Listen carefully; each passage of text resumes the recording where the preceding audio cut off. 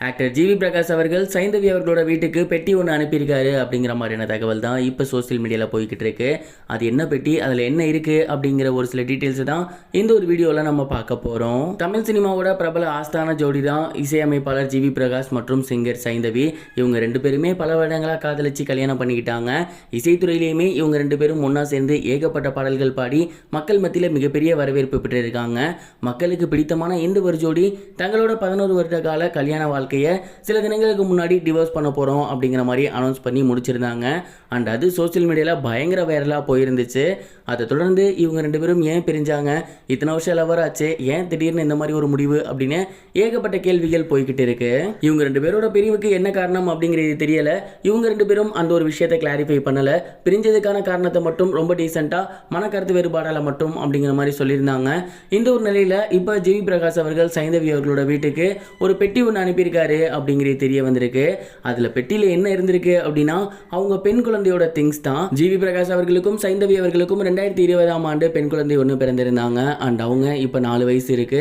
இந்த ஒரு நிலையில இவங்க ரெண்டு பேரும் கருத்து வேறுபாடு காரணமா பிரிஞ்சதுனால அந்த ஒரு குழந்தை இப்ப சைந்தவி அவர்கள்ட்ட தான் இருக்காங்க. சைந்தவி அவர்கள் கூட இருக்கிறதுனால இப்ப அந்த பாப்பாவோட திங்ஸ் எல்லாம் ஜிவி பிரகாஷோட வீட்டில் இருந்திருக்கும் இல்லையா, அந்த திங்ஸை தான் அவர் அந்த பெட்டியில வச்சு அனுப்பிச்சுட்ருக்காரு.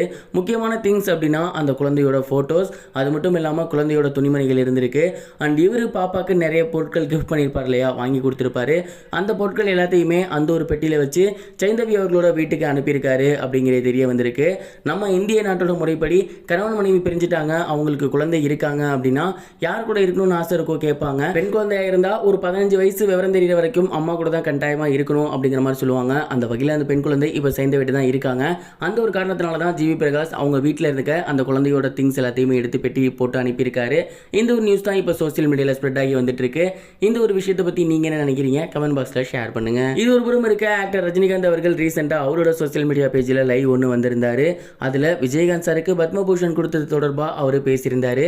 அந்த ஒரு வீடியோல அவர் என்ன சொல்லியிருந்தாரு அப்படின்னா, எல்லோருக்குமே வணக்கம். சமீபத்தில் மறைந்த என்னோட நண்பர் விஜயகாந்த் அவர்களுக்கு பத்மபூஷன் விருது கொடுக்கப்பட்டிருக்கு. அது எனக்கு ரொம்பவே மகிழ்ச்சியா இருக்கு. அவர் உயிரோட இருக்கும் போது கொடுத்திருந்தா இன்னமும் ஹாப்பியா இருக்கும். அவர் இறந்துட்டாரு அப்படிங்கிறத இப்போ வரைக்கும் என்னால் ஏற்றுக்க முடியல.